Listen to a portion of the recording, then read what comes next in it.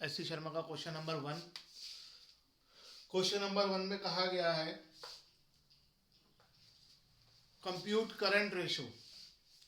ठीक है, current ratio निकालना है।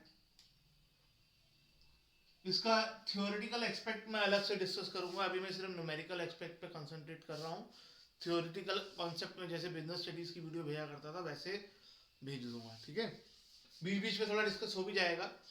करंट रेशो का फॉर्मूला होता है current assets upon current liabilities.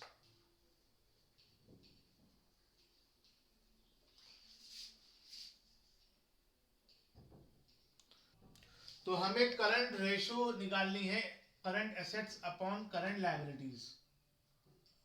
इस चीज के लिए हमारे पास करंट एसेट्स और करंट लायबिलिटीज होनी चाहिए। नहीं है तो कैलकुलेट करना पड़ेगा। अगर आप क्वेश्चन पढ़ेंगे तो यहाँ पर आपको बहुत सारे एसेट्स और लायबिलिटीज के नाम दे रखे हैं, तो आपको करंट एसेट्स इसमें से ढूंढने पड़ेंगे कि कौन कौन से करंट एसेट्स हैं। पहली बात तो पहचानना है कि एसेट है कि नहीं है, फिर पहचानना है करंट है कि नहीं है। इस चीज के लिए मैंने आपको कुछ वीडियोस भी भेजी थी कैश फ्लो शुरू करने से पहले, जहां पे टाइप ऑफ एसेट और टाइप ऑफ लायबिलिटीज बताई गई थी। और कैश फ्लो में भी हमने बहुत कई बार कई करंट एसेट्स और करंट लायबिलिटीज के नाम पढ़े, तो ये आपको पता होना चाहिए वैसे। तो स्टार्ट करते हैं। पहला है शॉर्ट टर्म बोरोइंग। मैं यहाँ आप 2-3 लाइनें छोड़कर ऐसे लिख सकते हैं करंट एसेट करंट लायबिलिटीज, ये दोनों ही हमें कैलकुलेट करनी है।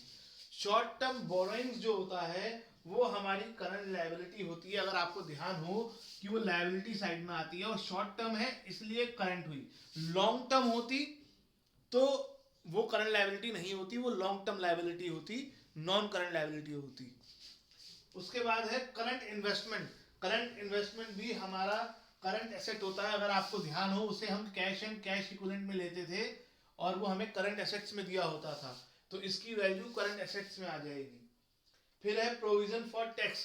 प्रोविजन फॉर टैक्स, जितने भी प्रोविजंस होते हैं अगर क्वेश्चन में वो लॉन्ग टर्म नहीं कहे गए हैं तो प्रोविजंस हमारी शॉर्ट टर्म लायबिलिटी होते हैं। अगर आपको पिछला चैप्टर ध्यान हो तो ये हमेशा शॉर्ट टर्म प्रोविजंस की हेडिंग में करंट लायबिलिटी में आया करता था, provision for tax. Trade payable भी हमारी करंट लायबिलिटी है।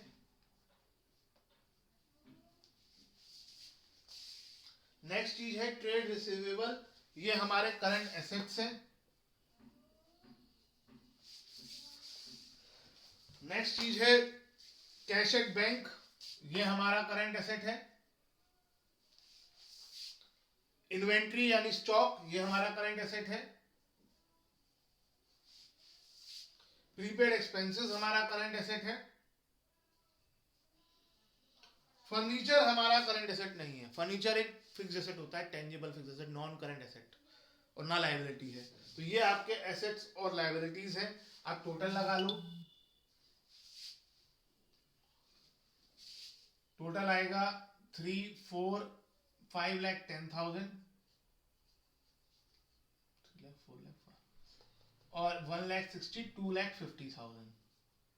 अब आपके पास करंट एसेट्स भी आ गए, करंट लायबिलिटीज भी आ गई। अब आप करंट रेशो निकाल सकते हैं। Current ratio equals to, formula दोबारा लिखने की जरूरत नहीं है, एक क्वेश्चन में एक फॉर्मूले को एक ही बार लिखना है, लेकिन एक बार जरूर लिखना है। 2,80,000 अपॉन 2,50,000, 0 से 0 कैंसिल हो गए। अब आप इसका आंसर 50:25 नहीं ले सकते, आपको इसे 25 से डिवाइड करना है। पूरा का पूरा जितना होता है एटलीस्ट 2 डिजिट तक, तो डिवाइड करोगे तो 2.04 आएगा, पूरा डिवाइड हो जाएगा। और लास्ट में आपको लगा देना है रेशो 1। 2.04 रेशो 1 इसका आंसर हो गया।